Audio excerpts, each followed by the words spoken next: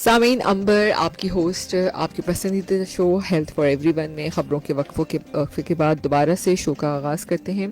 सामीन, हमारा आज का शो का दूसरा घंटा लियाकत नेशनल हॉस्पिटल की जानिब से पेश किया जा रहा है। और जैसे आप जानते हैं कि 29 सितंबर को वर्ल्ड हार्ट डे पूरी दुनिया में सेलिब्रेट किया जाएगा। जब हम दिल की बीमारियों के बारे में बात करते हैं तो हम ये देखते हैं कि पूरी दुनिया में दिल की बीमारियों की वजह से जो अमवात की शरह है वो हर दिन बढ़ती ही चली जा रही है। और हम इस वक्त अगर बात करें तो अंदाज़न तकरीबन 40% ऑफ द पाकिस्तानी जो एडल्ट्स की बात करें तो वो इस वक्त हाई ब्लड प्रेशर, कोलेस्ट्रॉल और दूसरी ऐसी बीमारियां जो दिल की बीमारियों की तरफ आपको ले जाती हैं उसमें मुब्तला हो रही हैं। क्या वजह है आखिर इसकी? हमारा लाइफस्टाइल, हमारा रहन सहन, हमारे तर्ज़ ज़िंदगी, हमारा खाना पीना, क्या हम वक्त पे सोते हैं कि नहीं? कभी अपने आप से सवाल करें, एक दिन सिर्फ अपने आप से सवाल करें कि आपने लास्ट वॉक कब की थी, आपने लास्ट हेल्दी खाना कब खाया था, और क्या आपने अपना ब्लड प्रेशर कभी चेक किया, क्या आप अपनी कभी ब्लड ग्लूकोज कभी आपने चेक किया? तो शायद आपको याद भी नहीं होगा कि आपने ये काम कब किया था। बहुत सारे काम हम बहुत रिलीजियसली करते हैं लेकिन अपनी सेहत का ख्याल नहीं रखते। बहुत एक अहम टॉपिक है और हम दिल की बीमारियों से कैसे बच सकते हैं, बहुत अहम सवाल है ये, और इस पे हम आज बात करेंगे। डॉक्टर अबीर सरफराज आज हमारे साथ स्टूडियो में मौजूद हैं। She is consultant cardiologist. अस्सलाम वालेकुम डॉक्टर अबीर। वालेकुम अस्सलाम। कैसी हैं आप? मैं अल्लाह का शुक्र सही हूँ। Thank you so much for coming. Doctor अबीर, बहुत अहम टॉपिक है। वर्ल्ड हार्ट डे इज़ 29 सितंबर। हम अभी परसों इसको सेलिब्रेट करेंगे। मैं सिर्फ ये जानना चाहती हूँ कि आप क्या समझते हैं कि अब वाकई ही पूरी दुनिया में दिल की बीमारियों की शरह बहुत तेज़ी से बढ़ रही है? अच्छा देखिए अंबर, इट्स अ नॉन फैक्ट, ये बात तो सबको पता है वर्ल्ड वाइड के the most common cause of death, सबसे ज़्यादा कॉमनली जो वजह है अमवात की वो दिल की बीमारियां ही है। ठीक है, तो ये हमेशा से रहा है। अब जो चीज़ ज़्यादा बढ़ गई है वो यंग लोगों में सडन कार्डियक अरेस्ट, एकदम से दिल बंद हो जाना, दिल की बीमारियां यंग लोगों में भी ज़्यादा बढ़ गई हैं। पहले सिर्फ यंग से अगर मैं उम्र भी डिफाइन करना चाहूँ? उम्र अब जो हमारे पास मिनिमम एज जिस पे हार्ट अटैक आया है इट्स 20-22, मतलब इन्हीं कम एजेस में भी हार्ट अटैक आ रहा है मेल्स में। 2022? हाँ, ओके। तो ओके। अच्छा डॉक्टर, अभी ये बताइएगा कि क्या वजूहात देखती हैं आप आसपास? ज़ाहिर है आप बहुत पेशेंट्स को भी देखती हैं, तो क्या वजूहात देखती हैं क्यों इतनी दिल की बीमारियां तेज़ी से बढ़ रही हैं? एक तो देखिए हमारे पास रिस्क फैक्टर्स हैं जो नोन हैं, उसमें आ जाती है उम्र, बढ़ती हुई उम्र के साथ साथ दिल के अटैक का रिस्क बढ़ जाता है। फिर कोमोर्बिडिटीज़, यानी आप रिस्क फैक्टर्स ले लें, शुगर हो गई, ब्लड प्रेशर हो गया, कोलेस्ट्रॉल हो गया, मोटापा हो गया। इसके अलावा family history is very important, कि अगर आपके ख़ानदान में वालिद वालदा बहन भाइयों में से किसी को छोटी उम्र से मेरी मुराद है कि अगर मेल है तो 50 से कम, और अगर फ़ीमेल है तो 60 से कम की एज में अगर दिल का अटैक या फालिज का अटैक आ रहा है तो ये भी एक रिस्क फैक्टर है। इसके अलावा किडनी डिजीज़ेस, जो गुर्दे के मसाइल होते हैं उसमें। इसके अलावा हमारे पास जो लाइफस्टाइल लोगों का आजकल है कि ज़्यादा चलना फिरना नहीं है, फिज़िकल एक्टिविटी नहीं है, दैट ऑल्सो कॉन्ट्रीब्यूट्स। इसका भी एक इम्पॉर्टेंट चीज़ है स्मोकिंग, एडिक्शंस, वेपिंग, वो शीशा हो जाए या सिगरेट हो जाए, या आजकल वेपिंग चल रही है, वेप हो जाए, तो ये सारी चीज़ें भी। और स्ट्रेस अभी नया एक आइडेंटिफाइड हो गया, पहले से सबको पता था कि स्ट्रेस आल्सो कंट्रीब्यूट्स, लेकिन अब ये चीज़ सामने आई है कि स्ट्रेस बहुत इंपॉर्टेंट रिस्क फैक्टर है जो दिल के मसले बढ़ाता है, दिल की बीमारियां बढ़ाता है, दिल का अटैक। तो मतलब स्ट्रेस से क्या मुराद है? मतलब हम स्ट्रेस, मतलब वैसे तो हर शख्स की ज़िंदगी में स्ट्रेस है, लेकिन डॉक्टर अभी मैं ये तो नहीं कह सकती कि आप स्ट्रेस के बगैर ज़िंदगी गुजार सकते हैं, लेकिन how to manage is important. बिल्कुल। देखिए स्ट्रेस जो है ना हर एक की ज़िंदगी में, and it's a different level. जैसे किसी की ज़िंदगी में हर चीज़ को लेके बंदा स्ट्रेस कर सकता है, काम का स्ट्रेस हो गया, कोई स्टूडेंट है तो उसको अपनी कोई पढ़ाई का। प्रोजेक्ट का, हाँ, पढ़ाई का हो गया। फिर कोई वर्क प्लेस में है तो अपने किसी प्रोजेक्ट की डेडलाइन का स्ट्रेस हो गया। अब रोड पे निकलते हैं, ट्रैफिक का स्ट्रेस हो जाता है, तो स्ट्रेस तो बहुत स्ट्रेस जगह है। बहुत सारे। लेकिन ये सारे स्ट्रेस कंट्रीब्यूट इस तरह से नहीं करते बिकॉज दे आर मैनेजेबल, यानी आपको थोड़ी देर के लिए हो रहा है, ख़त्म हो रहा है, बट कुछ स्ट्रेसेस ऐसे हैं जो आप पे कांस्टेंट तारी रहते हैं, जो आपकी लाइफस्टाइल को इफेक्ट कर रहे होते हैं। जैसे आप अपनी डेली एक्टिविटी नहीं कर पा रहे होते, सोच की वजह से सो नहीं पा रहे होते, सही से खा नहीं पा रहे होते। सही बात है। ऐसा स्ट्रेस फिर जो है ना वो आपको ये बीमारियाँ कॉज करता है। So true. और मेरे ख्याल में अगर हम ये वॉक की आदत डाल लें तो बहुत हद तक स्ट्रेस, कुछ हार्मोन्स हमारे स्ट्रेस को रिलीज़ करते हैं। बिल्कुल ऐसा है, जब आप चलते हैं, आप अपने आप को एक्सर्ट करते हैं, तो इससे आपके हार्मोन्स रिलीज़ होते हैं जो आपको स्ट्रेस रिलीव करने में, स्ट्रेस से भीतरी आ जाती है स्ट्रेस से। और ऑब्वियसली जब आप बाहर निकलते हैं, इर्द गिर्द लोगों को देखते हैं, थोड़ा फ्रेश अप होते हैं, तो वो भी आपके लिए बहुत ज़रूरी है कि आप ऐसे करें। बिल्कुल बिल्कुल, सो ट्रू। डॉक्टर अबीर, हमने काफ़ी सारी इस पे बात की, लाइफस्टाइल पे भी मैं थोड़ा सा बात करना चाहती हूँ। हम बहुत सारी ऐसी चीज़ें हैं, आपने बताई भी कि स्मोकिंग और ये तमाम चीज़ें बहुत कॉमन होती जा रही हैं। तो क्या आप समझती हैं कि लाइफस्टाइल का बहुत ज़्यादा ख़राब होना ही मेन वजह आपको नज़र आती है? ऐसा हो सकता है। देखें, बिकॉज हमारी आसपास आप देखें तो लोगों का वेट गेन भी ज़्यादा हो रहा है, which is another risk factor. लेकिन मोटापा, हम अगर थोड़े मोटे भी हो जाएं तो हम तो अपने आप को मोटा नहीं कहते हैं, कैसे पता चलता है? देखिए, मोटापे की पैमाइश के लिए ना हमारे पास हाँ। अलग चीज़ें होती हैं। सबसे कॉमनली यूज़ होता है बीएमआई, बॉडी मास इंडेक्स। अगर आम तौर से आप उसको ले लें तो ये कैलकुलेटेड स्कोरिंग होती है बेसिकली, जिसमें आपका वज़न देखते हैं और आपकी हाइट देखते हैं। बिकॉज अगर कोई लंबा है तो उसका वेट उसकी हाइट के मुनासबत से अलग होना चाहिए, और अगर कोई थोड़ा शॉर्ट हाइटेड है तो उसके हिसाब से उसका वेट अलग डिफाइंड होगा। तो हमारा ये कैलकुलेटर होता है, उसके हिसाब से हम फिर अंदाज़ा लगाते हैं, इसको कैलकुलेट करते हैं कि वो बीएमआई नॉर्मल है कि नहीं। नॉर्मल बीएमआई अप्रॉक्सीमेटली 18.5 से 24.9 की रेंज में होता है। इससे ज़्यादा अगर आ जाए तो इसका मतलब है कि मोटापा आ रहा है, तो वो सही। हम कैलकुलेट करते हैं हाइट और वेट से। बिल्कुल। अच्छा डॉक्टर, अभी ये बताइएगा कि जो दिल की बीमारियों की शरह है पाकिस्तान की, अगर मैं बात करूँ तो ख़वातीन ज़्यादा आप देखती हैं या मर्द हजरात? देखिए, वैसे तो मेल्स ज़्यादा कॉमन है, लेकिन फीमेल्स का मसला ये होता है कि उनको वो चीज़ें पता नहीं चलती कि उनके साथ हो क्या रहा है। ख़वातीन अच्छा, में जो है ना सिम्टम्स का फ़र्क आ जाता है। डिफरेंस होता है? हाँ, कैसे? जैसे फ़र्ज़ करें कोई ख़ातून आएंगी, उनको दिल की धड़कन तेज़ महसूस हो रही है, घबराहट महसूस हो रही है, सीने में दर्द महसूस हो रहा है। चलें, दर्द तो कॉमन पता चल जाता है कि दर्द है, हाँ। बट सिर्फ बोझ महसूस होना, सिर्फ पसीना आना, कभी कभी उनको समझ नहीं आ रहा होता कि हमारे साथ हो क्या रहा है। तो वो फिर कैफियत ना, ज़्यादातर लोग एक्चुअली हार्ट सिम्टम्स को गैस से कंफ्यूज करते हैं। तो वो कहते हैं कि गैस ऊपर चढ़ी है, पेट का मसला है, और वो फिर वो गैस रिलीफ करने के लिए घरेलू टोटके यूज़ कर रहे होते हैं, या राइजिक के साशे ले लेते हैं। तो ज़्यादा कंफ्यूजन गैस के साथ हो जाती है कि गैस का मसला है कि दिल का मसला है। तो सही बात है। अच्छा, मतलब ख़वातीन मिस कर देती हैं सारे डिफरेंसेस को। अच्छा, जब ये हार्ट अटैक होता है तो क्या ऐसे मेन सिम्टम्स होते हैं जिस पे हमें फौरी जो है अटेंड करना चाहिए? क्योंकि जैसे आपने कहा ना कि जैसे गैस, चेस्ट की तरफ पेन होती है तो बहुत सारे लोगों को गैसेस भी का भी यही पेन होता है, तो कैसे डिफ्रेंशिएट करते हैं इसको? अच्छा, यहाँ पे ये चीज़ इम्पॉर्टेंट है कि आपके रिस्क फैक्टर कितने हैं। मतलब आपकी उम्र अगर ज़्यादा है, अगर जो है वो आपको शुगर है, ब्लड प्रेशर है, कोलेस्ट्रॉल का मसला है, तो अगर आपको सीने में दर्द आ रहा है, या सीने पे बोझ महसूस हो रहा है, या घबराहट भी हो रही है, पसीने आ रहे हैं, तो आपके लिए ये चीज़ भी इम्पॉर्टेंट है कि आप हॉस्पिटल से रुजू कर लें, चेकअप करा लें। अगर किसी को ये सारे मसले नहीं हैं, तो आपको अगर सीने में शदीद दर्द आए, आप दर्द चुभता हुआ हो सकता है, ऐसा लगता है किसी ने आपको छुरी मार दी, किसी ने कोई पत्थर रख दिया, किसी भी कैरेक्टर का हो सकता है, वो दर्द बाजू गर्दन जबड़े में अगर जा रहा हो, अगर चलने फिरने से वो दर्द बढ़ रहा हो और रेस्ट करने से वो दर्द बेहतर हो रहा हो, तो इसको हम टिपिकल चेस्ट पेन कहते हैं। ठीक है। अगर इस एंजाइना? आप, हाँ, इसको अनजाना भी कह लें। ठीक है। लेकिन अगर ये दर्द आपको 10-15 मिनट से ज़्यादा परसिस्ट कर रहा है, यानी मुस्तकिल हो रहा है, 20 मिनट, 10 मिनट, तो फिर आपको you should go to the hospital, आपको हॉस्पिटल जाना चाहिए। अगर आपको ये दर्द 5-10 मिनट रह रहा है और फिर सही हो रहा है, तो फिर भी आप हॉस्पिटल ज़रूर जाएं। इसको इग्नोर नहीं करें। देखिए, किसी भी सूरत हाल में इग्नोर नहीं करना। अच्छा, ये ब्रेक से भी हो सकता है, मतलब ब्रेक वक्फे वक्फे से भी दर्द हो सकता है ये? बिल्कुल हो सकता और है। ये कमर की तरफ ही जाता है? कमर की तरफ जा सकता है, पेट की तरफ जा सकता है, गर्दन की तरफ आ सकता है, जबड़े, कुछ लोगों को सिर्फ अपने जबड़े में दर्द खिंचाव महसूस हो सकता है, तो वो भी हार्ट से रिलेटेड हो सकता है। सही। अच्छा, ये जो यंग एज में आपने जैसे कहा कि 22 साल की उम्र में भी हार्ट अटैक हुआ, तो उसमें भी यही सिम्टम्स यंग लोगों में भी देखे जा रहे हैं? हमारे पास जो 2-3 केसेस प्रेजेंट किए थे यंग एज में, उनके रिस्क फैक्टर ये थे कि एक तो वो सिगरेट बहुत ज़्यादा पी रहे थे।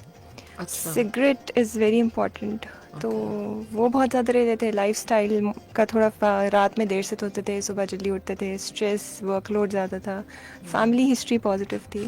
ओके। तो वो फिर उनको ऐसे ही एक टिपिकल सिम्टम्स आए, सीने में दर्द आया, ज़्यादा दर्द था, इतना कि बर्दाश्त नहीं हो रहा था, बाजू गर्दन जबड़े में जा रहा था, चलने में बढ़ रहा था। तो फिर फ़ौरन से हॉस्पिटल आ गए। जितनी जल्दी आएंगे देखें उतना जल्दी आपका दिल बचाया जा सकता है, तो इसमें डिले नहीं करना चाहिए। बिल्कुल। अच्छा, दिल की वॉल्स बंद हो जाना और दिल के पट्टे ख़राब हो जाना, तो इसमें डिफरेंस होता है? वो कहते हैं कि अगर पट्टे ख़राब हो जाए तो ठीक नहीं हो सकते।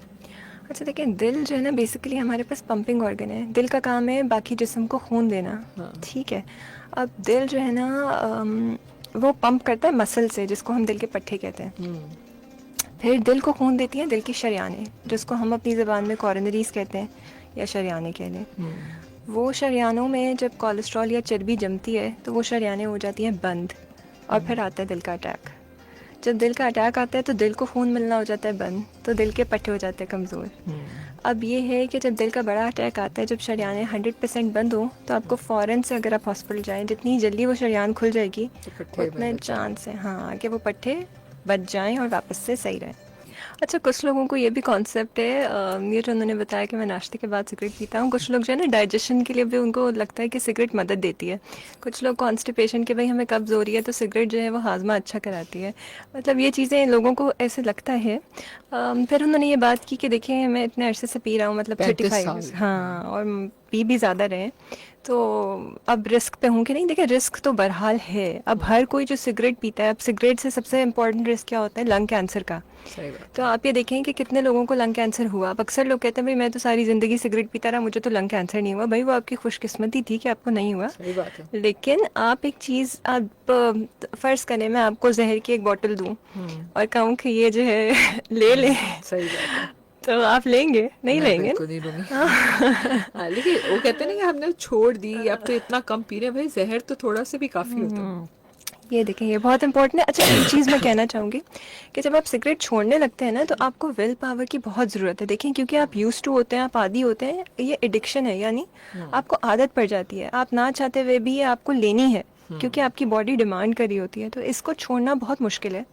अगर मैं अभी कहूँ कि आप सिगरेट छोड़ दें तो आप नहीं छोड़ पाएंगे। ये बात मुझे भी पता है, आपको भी पता है। लेकिन आप अपने दिमाग में इरादा कर लें कि हाँ मैं सिगरेट नहीं पीऊँगा, मैंने खुद से छोड़नी है। आपके इर्द गिर्द आपका जो emotional support, that is very important. आपके घर वाले हैं, आप सिगरेट पी रहे हैं उनके सामने, उनको भी एट रिस्क डाल रहे हैं। तो आपको ये खुद से फैसला करना है कि मैंने ये छोड़ना है। आप इसको छोड़ेंगे, आपको हो सकता है चिड़चिड़ापन आए, गुस्सा आए, आप बहुत सारी ऐसी चीज़ें करें, आपको क्रेविंग हो दोबारा पी लूँ, कोई भी हल्की फुल्की बात हो, लेकिन आपने अपने आप को रोकना है। और फिर हमारे पास हेल्प अवेलेबल है इसको छोड़ने के लिए, एडिक्शन को छोड़ने के लिए, तो ओके। वो भी आप कर सकते हैं। तो अच्छा, डॉक्टर, अभी यहाँ सवाल है कि साइलेंट हार्ट अटैक क्या है, ये डिस्टर्ब करता है क्या? अच्छा, silent heart attack usually diabetics को ज़्यादा कॉमनली आता है और ओल्ड एज में आता है, ठीक है। यूजुअली जो यंग लोग होते हैं या मिडिल एज लोग होते हैं उनको इतना साइलेंट नहीं आता, कुछ ना कुछ चीज़ फील हो रही होती है, घबराहट हो सकती है, बेचैनी हो सकती है, सीने पे बोझ महसूस हो सकता है, और एक जो मैंने आपको टिपिकल सीने में दर्द बताया वो हो सकता है, ठीक है।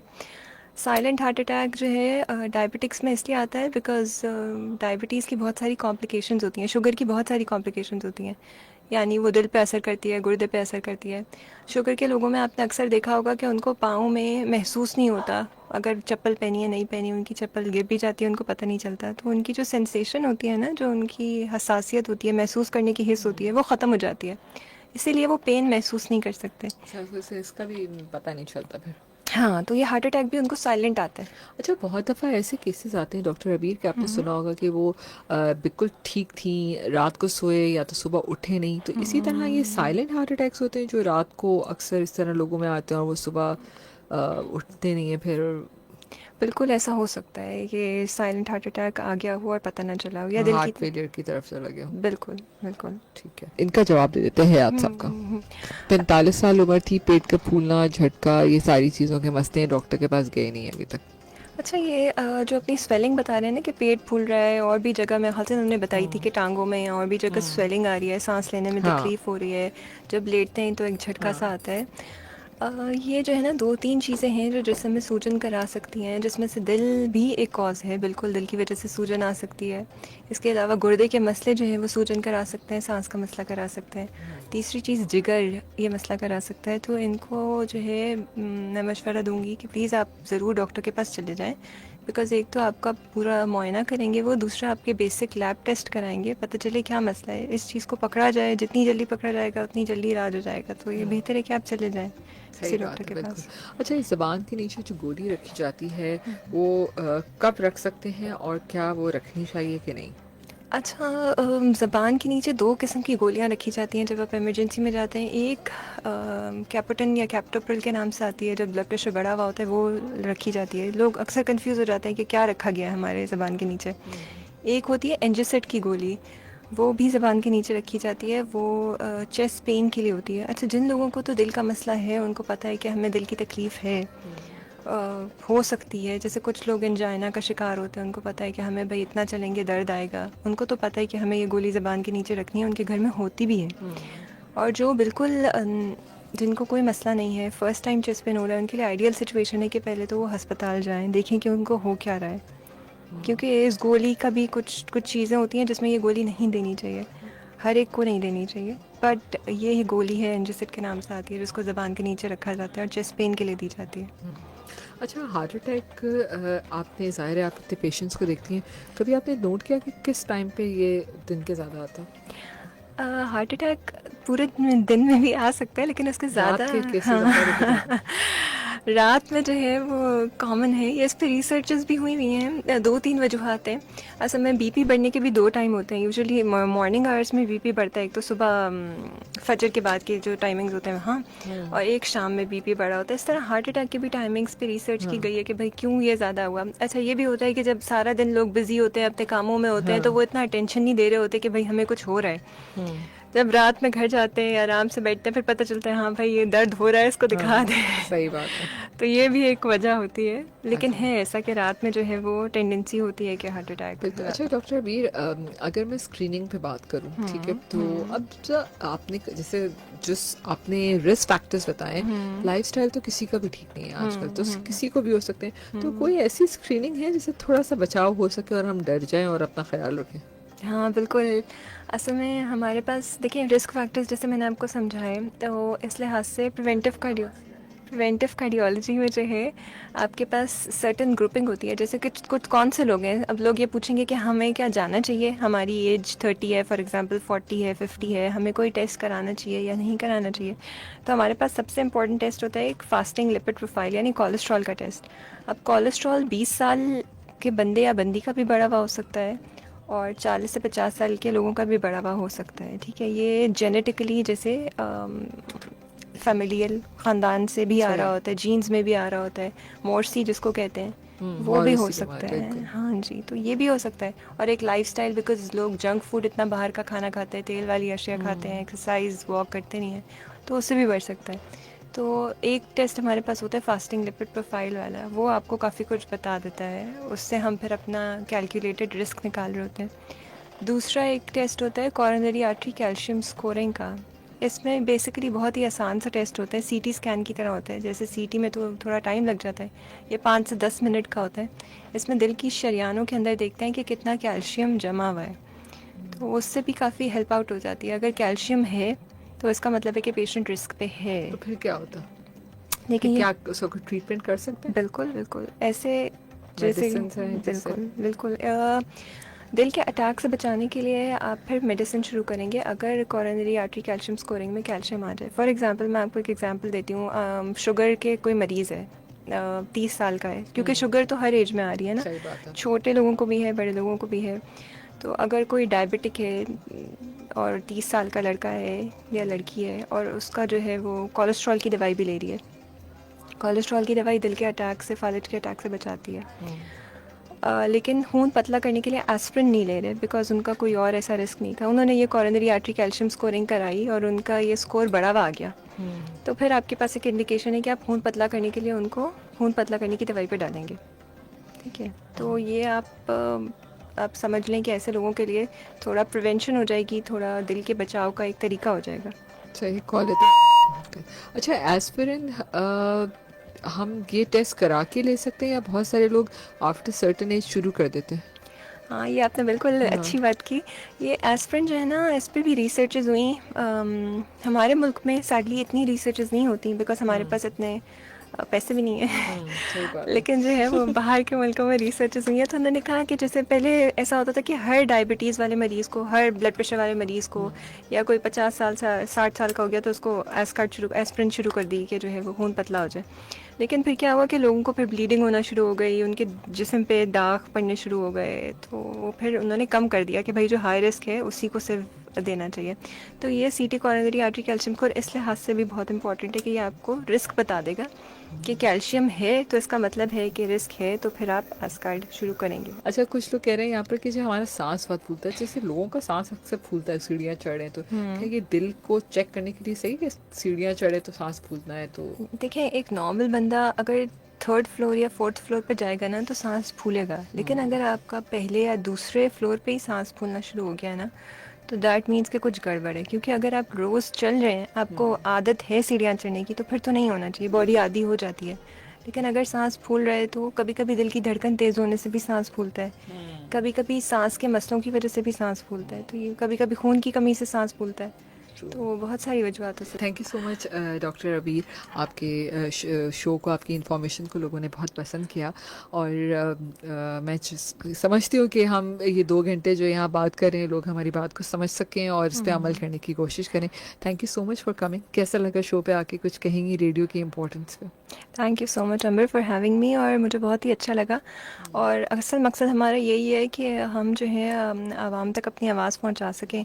और अगर कोई भी यहाँ से एक भी अच्छी चीज़ सीख के जाएगा तो मेरे लिए और आपके लिए, मेरे ख्याल से हमारा शो का मकसद पूरा हो जाएगा। ट्रू। तो वर्ल्ड हार्ट डे के हवाले से यही कहना चाहूँगी कि ज़िंदगी एक नेमत है बिल्कुल। और सेहत एक नेमत है, और अपने दिल की सेहत का ख्याल रखें ताकि आप एक सेहतमंद ज़िंदगी गुजार सकें। बिल्कुल, thank you so much doctor अबीर। बहुत बहुत शुक्रिया आपका आने के लिए और सामीन आपका भी बहुत बहुत शुक्रिया। जो मेरे आखिर के अल्फाज थे वो डॉक्टर अबीर ने ही कह दिए। तो प्लीज़ अपनी सेहत का ख्याल बहुत रखिए, क्योंकि दिल है तो ज़िंदगी है। दिल धड़कता रहे, उसकी सांसें, उसकी धड़कन जो है वो सेहतमंदाना हो, सही रहे। आपकी ईसीजी में दिल की धड़कनें सही आनी चाहिए, दैट इज़ वेरी इंपॉर्टेंट। ठीक है, तो कितना अच्छा लगता है ना कि जब आपकी धड़कन बिल्कुल सही ग्राफ दे रही हो। तो इसी तरह ज़िंदगी की तारें भी सही चलती रहती हैं। तो प्लीज़ अपना बहुत सा ख्याल रखें। दिल की शायरी अभी बहुत सारी याद तो आ रही है, लेकिन आधा शेर याद आ रहा है और आधा नहीं आ रहा। ठीक है, अगले वाले शो में शेर भी याद करके आऊँगी। अपना बहुत सा ख्याल रखिएगा। अल्लाह हाफ़िज़।